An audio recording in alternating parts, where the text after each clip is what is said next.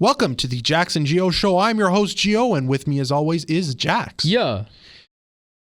Okay, I didn't want to talk about this. I did not want to talk about this. I'm going to be 100% honest. I didn't want to bring this up at all because I feel like if I brought this up, it'd be giving it more attention, and basically I'd let the thing that I'm talking about win. And I think you have a tiny idea of what I'm talking about. I have a pretty good idea. Okay, I'm sorry about that, folks.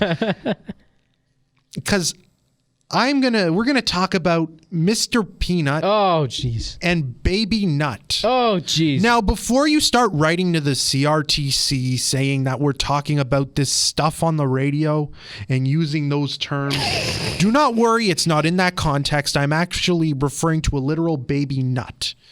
The Planters Peanut Company, who we all know as hopefully now a heartless, gutless, brainless corporation. Unless they want to sponsor us, we will retract. I will retract all three claims.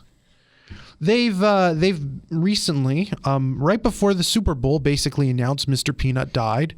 You got to see it too. Exactly, and I'm gonna have to look this up. He apparently was known for saving himself. He actually died in the act of saving someone else. He saved, I believe, Wesley Snipes and another celebrity whose Wesley name Snipes and someone else. Who else? I don't remember who it. I'm actually we're looking at a picture right now. It's Wesley Snipes and someone else. We're sorry to whoever the other guy is that he saved. It was obviously pretty important that he is riding with Mr. Peanut in his Nutmobile. Yes. He apparently saved them by jumping off a branch, thus killing himself after the Nutmobile being blown up as well. So not only did he die, but his car died as well. It was a thing that a lot of people saw this and just immediately called them out for. You know, you're playing on our emotions. You're saying that he's dead because they literally released a tweet saying Mr. Peanut has died. And then after that, not just leaving it as that, because people would say, okay, that's too bad. Use hashtag RIP Peanut to share memories of Mr. Peanut. It's like, okay, you've got us in there. You've got us. You're just trying to make us do sympathy for for something who's there to sell us products. It's just such an odd thing. Yes. Like, it's not obviously it's a mascot, but they're using it for profit. Exactly. It's just such an odd thing to use. And I mean, I guess it would be more. It would be more worthy of like an eyebrow raise if you pulled what like some YouTubers did and like Kobe Bryant died there and people were like, let's do a 3 a.m. Ouija board challenge video. Oh, I called Kobe. Is he alive? That was some scummy stuff. So it's just so weird that of all things, the mascot, I mean, it's still kind of like, what the hell, dude? But at the same time, it's pretty tame, you know? But I agree. But I mean, we go on as I go on. This is probably, I believe, this happened. This was announced, I believe, Wednesday. Tuesday evening. And that exact date was probably January. No, it would have been the 21st. So fast forward approximately, I believe, Super Bowl Sunday. Yeah. February 1st. Was it February 1st? I believe it was the... No, wait, my mistake. 2nd. February 2nd, yes. No, wait, yeah, 1st. Oh, disregard. Excuse us. But we should have got these dates in advance. This is a bit of an impromptu discussion due to my you'll find out. Anyway, I was sadly not blessed, one of the few blessed, to be watching the Super Bowl. I was working a 6 to 10 evening shift outside, so I was just in an equal amount of pain as the individuals who had to see the advertisement in which Mr. Peanut rebirths as a baby nut.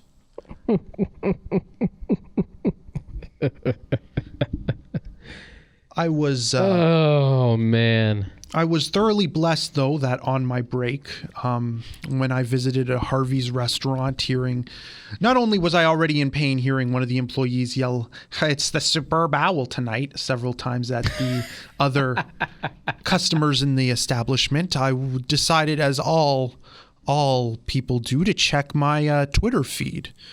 Needless to say, I was instantly bombarded with photos of the baby nut, which, just kind of one of those things where you're like, one of those things where you see something, and when you initially see it, it's kind of like you just kind of like are kind of zoned out. Mm-hmm. You just kind of see it, and you're like, what? And it's like, okay, I'm gonna continue my day. And it's just one of those things. After you look back on it, it's like, what? Yeah.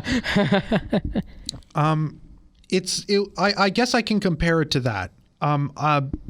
It's such a weird thing.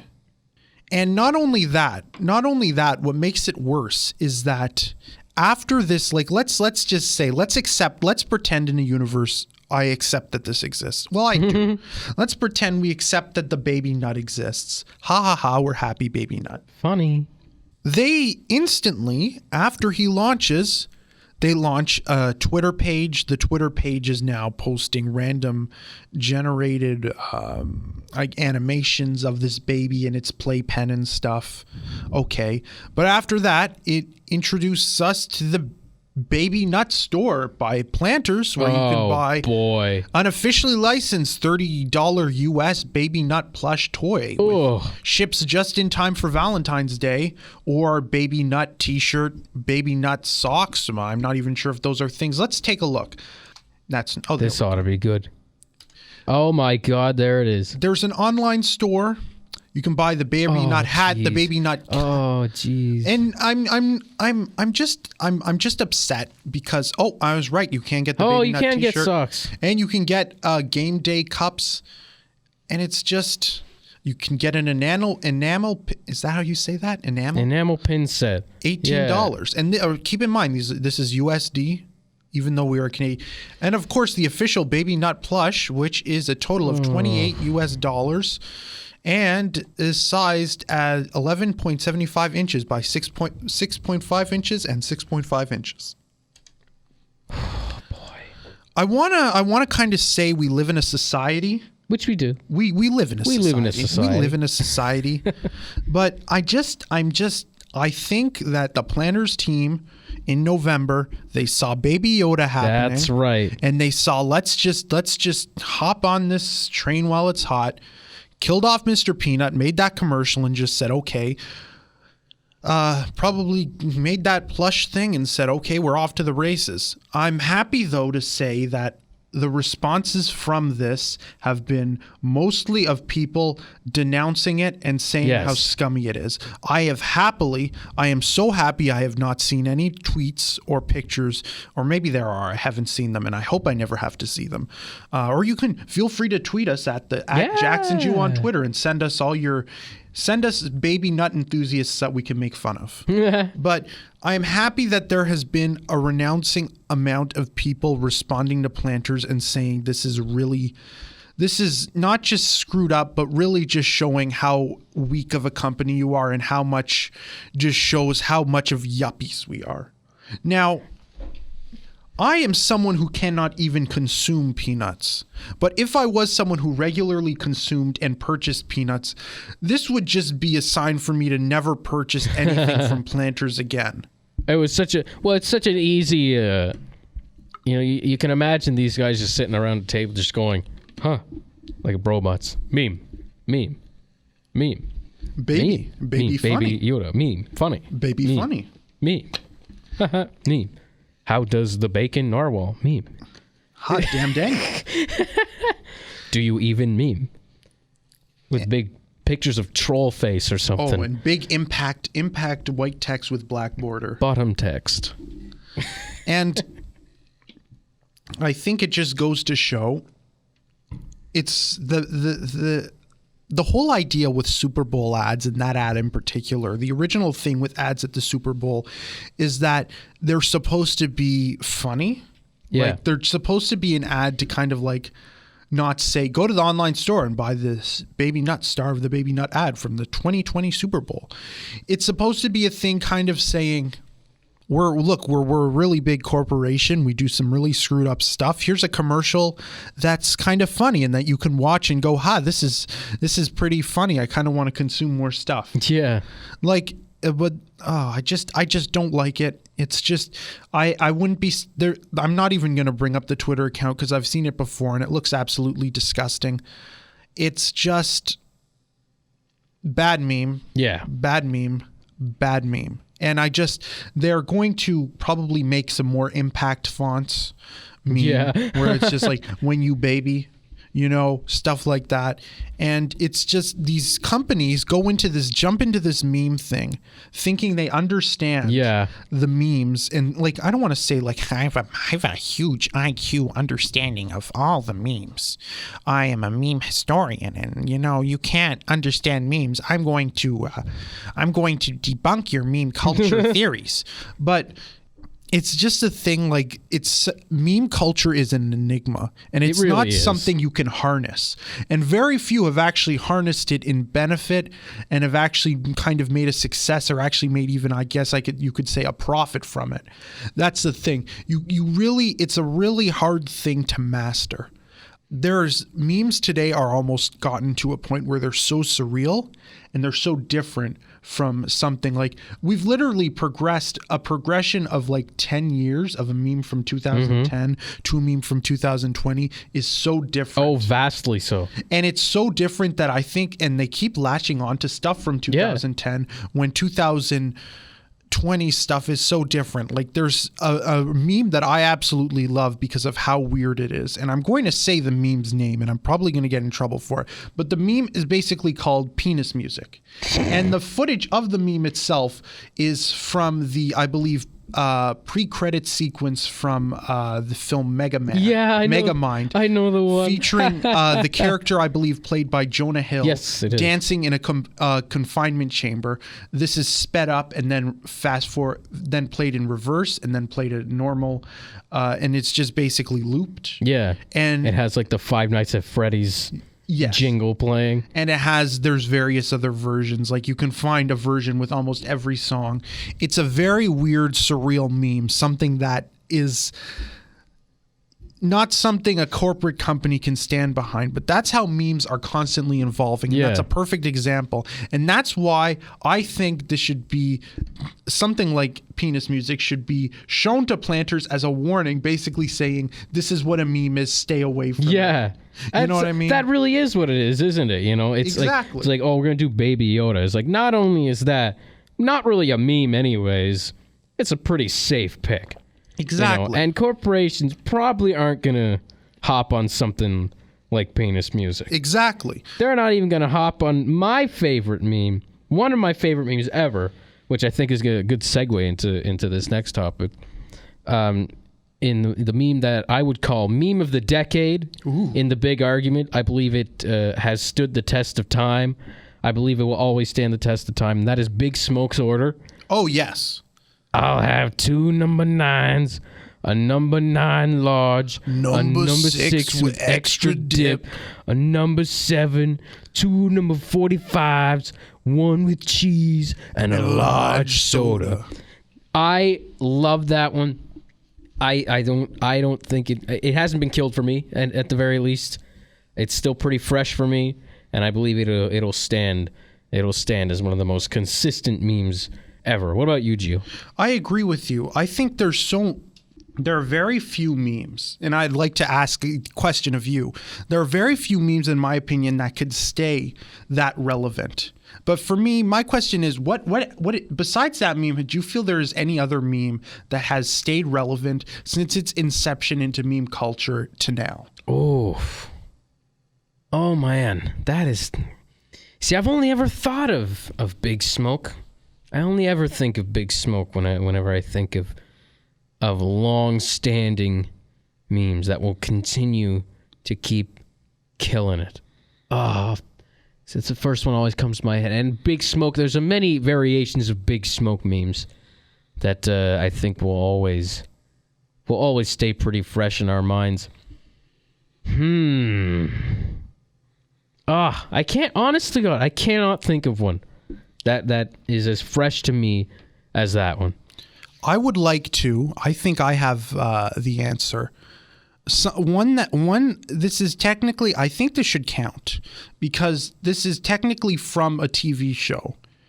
But I would have to say Arthur memes, based off the TVO PBS TV series. That's a good one. Are actually some of the freshest and some of the ones that still.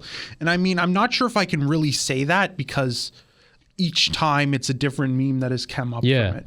But I think that has remained some of the freshest content meme-wise to exist because the amazing thing is that the Arthur program, or I guess episode library, is so vast, and even memes aside, these programs are smart, they're funny, they're entertaining, and even as a thing of saying the stuff that has been exported into memes, that has been funny. It's just the show itself is I would even say hilarious.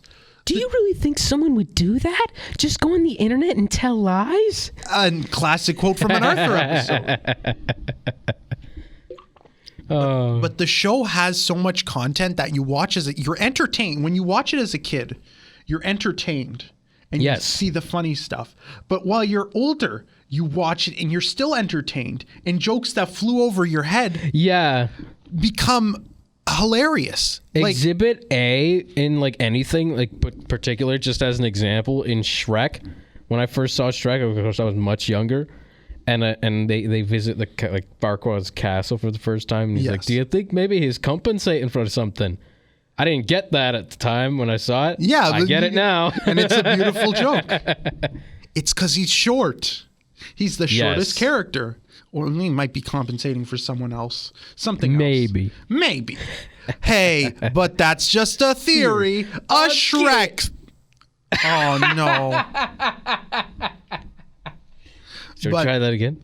But that's just a theory. A Shrek theory. There we go.